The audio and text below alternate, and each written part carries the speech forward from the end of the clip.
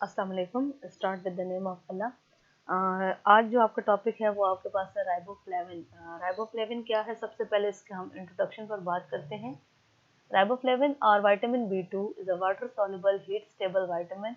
ये भी आपके पास एक वाटर सॉल्युबल और हीट स्टेबल विटामिन है। इसकी कमी से हमारे पास एक कंडीशन डेवलप होती है जिसे हम कहते हैं एरिबोफ्लेविनोसिस। एक ऐसी कंडीशन है जिसमें हमारे पास ये राइबोफ्लेविन की कमी की वजह से ही डेवलप होती है। बेसिकली ये भी हमारे पास एक इन्फ्लेमेटरी कंडीशन है।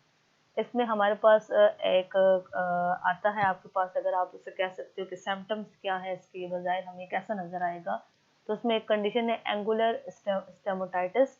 मतलब कि आपके पास लिप्स के आपके पास ये जो माउथ है, मुंह के किनारों पर कॉर्नर्स पर ये स्वेलिंग होना स्टार्ट हो जाती है, सूज जाते हैं।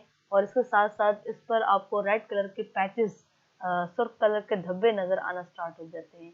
एंड अ मैजेंटा कलर टंग, और इसके अलावा इस पेशेंट की जो टंग, जो जुबान होती है, वो बिल्कुल मैजेंटा कलर्ड आपके पास एक ऐसा कलर है जिसमें हम कहते हैं, मतलब जैसा आपको पर्पल कलर है, पर्पल कलर को अगर हम रेड के साथ मिक्स कर दें तो वो जो जिस टाइप का कलर बनता है उसे हम मैजेंटा कलर कहते हैं। तो कहते हैं इस पेशेंट की जो जुबान है वो भी इस कलर की हो जाती है। कहते हैं it works together with the family of B complex vitamin. ये हमेशा जितने भी आपके पास जो बी फैमिली की जो विटामिन हैं उनके साथ हमेशा ये मिलकर काम करता है। और क्या करता है, इसका काम क्या है कि ये ताकि आपकी बॉडी को क्या करे, एनर्जी प्रोवाइड करे, तवानाई दे। ये हमारी बॉडी को एनर्जी कैसे दे सकता है, तवानाई कैसे दे सकता है? By metabolising the carbohydrates, proteins and fats. वही मेटाबॉलिज्म के अमल में काम करेगा ये भी। और with the help of this metabolism reaction it fulfill the all needs of energy which is required for our body। ये उन तमाम ज़रूरियात को पूरा कर सकता है। ये बेसिकली ये कहते हैं हमारी बॉडी के लिए इसलिए भी ज़रूरी है ना, it is required by the body. इसलिए फॉर सेलुलर रेस्पिरेशन के लिए, सेल्स के अंदर जितने भी रेस्पिरेशन का अमल है उसके लिए भी इसका होना बड़ा ज़रूरी है। आगे नेक्स्ट बात करते हैं सिनोनिम्स की। आप इसको क्या क्या नाम देंगे? विटामिन बी 2 भी कहते हैं इसे हम राइबोफ्लेविन भी कहते हैं। इसके अलावा इसे हम लैक्टोफ्लेविन का भी नाम दे सकते हैं। लैक्टोफ्लेविन का नाम इसे हम क्यों दे रहे हैं? क्योंकि इसके बारे में ये भी बात की गई है हमारे पास कि कहते हैं कि राइबोफ्लेविन को जो और विटामिन बी 2 है आपके पास, इसको इनिशियली आइसोलेट किया गया है मिल्क से इसको निकाला गया है। और इसी वजह से इसी बेस पर इसे हम लैक्टोफ्लेविन का भी नाम दे सकते हैं। एक आपके पास इंग्लिश केमिस्ट था, Alexander Alexander Wynter Wynter Blunt. 1872 में इन्होंने ये बात नोटिस की थी कि हम इस विटामिन को मिल्क से भी आइसोलेट कर सकते हैं, तो उसी बेस पर इन्होंने नाम दिया। अगला आपके पास है सोर्सेज। आपको वो कौन सी वो जो ज़राए हैं, वो कौन सी चीज़ें हैं जिनको हम इस्तेमाल करेंगे अपनी डाइट के अंदर और हमें ये विटामिन वहाँ से मिल सकता है। एनिमल में आपके पास आते हैं well distributed in the nature, जो कि कुदरती तौर पर हर जगह पर आसानी से दस्तियाब हैं, मौजूद हैं तरतीब के लिहाज से। एक्सलेंट सोर्सेज, जो बेस्ट इसके ज़राए हैं, वो हमारे पास लिवर है, किडनी है, हार्ट है, फिश है, एग्स है, मिल्क है, ये तमाम चीज़ें हैं। इसके अलावा प्लांट्स, पौधों में हमारे पास जितने भी हम फ्रेश ताज़ा फल इस्तेमाल करते हैं, वो ऐसे आपके पास वेजिटेबल्स हैं जो कि रूट वाली होंगी, जड़ों वाली होंगी, लाइक कैरेट है, गाजर है। इसके अलावा also synthesised by intestinal bacteria to some extent. और कुछ ऐसे बैक्टीरिया भी हैं आपके पास जो कि आपके इंटेस्टाइन के अंदर मौजूद होते हैं, वो भी इसको तैयार कर सकते हैं, बना सकते हैं।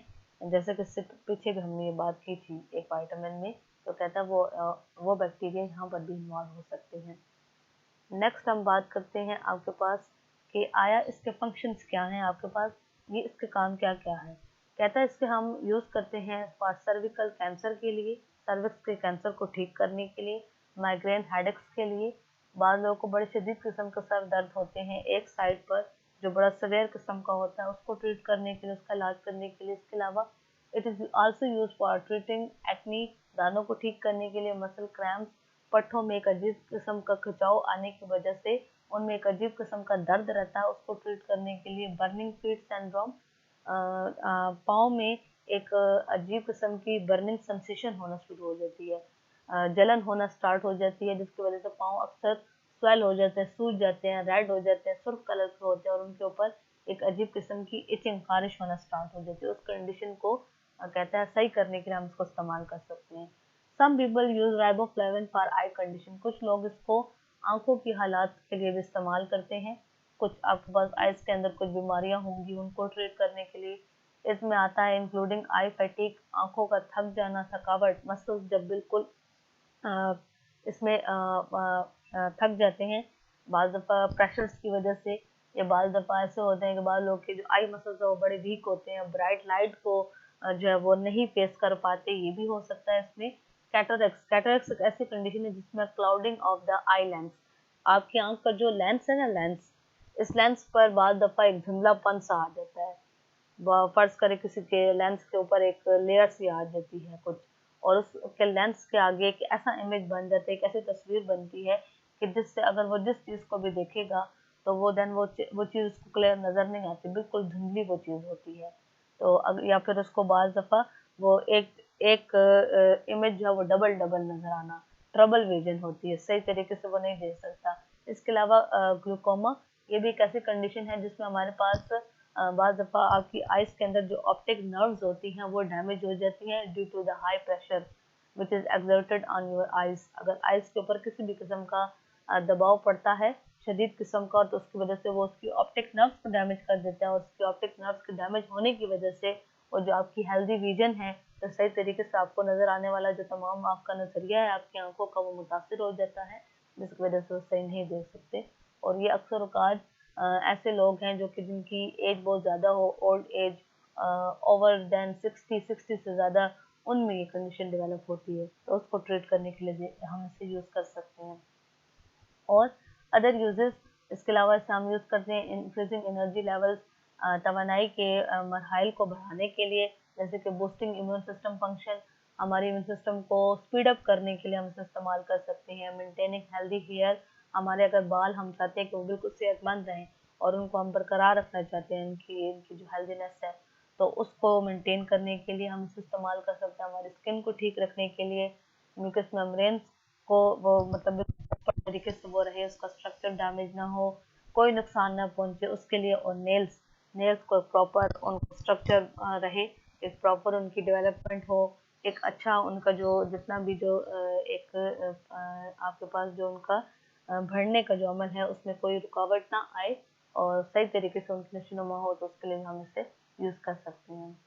इफेक्ट्स आपके पास इसके वो क्या असरात हैं कि अगर ये राइबोफ्लेविन आपके पास इसकी डिफिशिएंसी कमी आती है बॉडी के अंदर, तो उसके साइन सिम्टम्स अलामात ही आपको नज़र आएंगे कि क्या होगा, आपके जो लिप्स हैं वो क्रैक्ड हो जाएंगे। क्रैक का मतलब उनमें दरारें पड़ना, फटना स्टार्ट हो जाते हैं, वो रेड कलर के हो जाते हैं।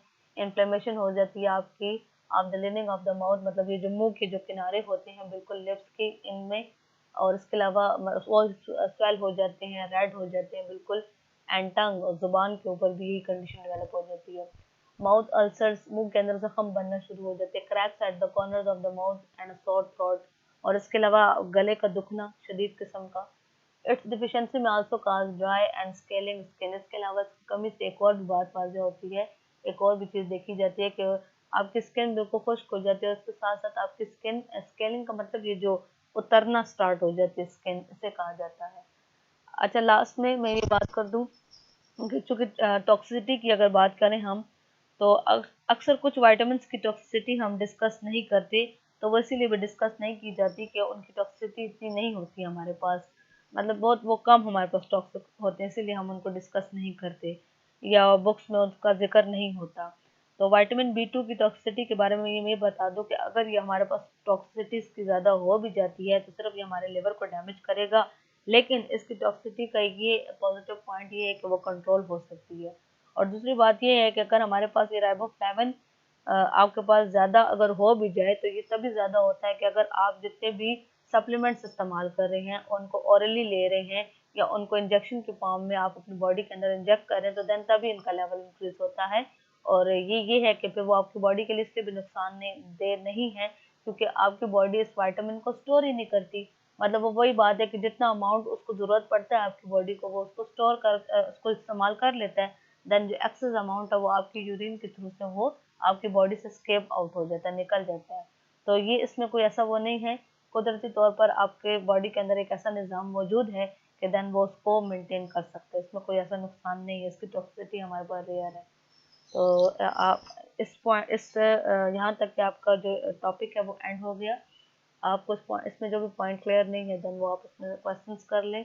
और kindly be alert, be an active during your lecture time.